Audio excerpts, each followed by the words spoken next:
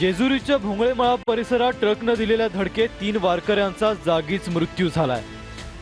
सकाळच्या सुमारास ही दुर्दैवी घटना घडली आहे। या अपघातात आणखी 4 वारकरी जखमी झाले असून त्यांची प्रकृती गंभीर असल्याची माहिती मिळते।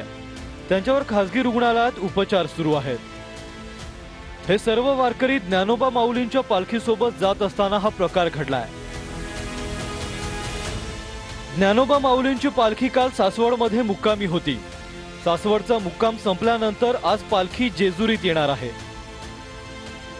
त्यामुळे सकाळीच वारकऱ्यांनी जेजुरीच्या दिशेने चालायला सुरुवात केली।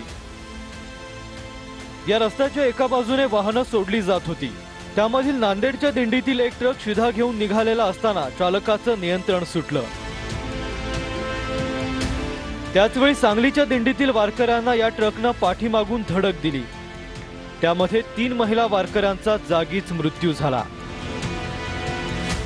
या अपघातात गंभीर जखमी झालेल्या 4 वारकऱ्यांना परिसरातील खासगी रुग्णालयात दाखल करण्यात आलं असून त्यांच्यावर तात्काळ उपचार सुरू करण्यात आले।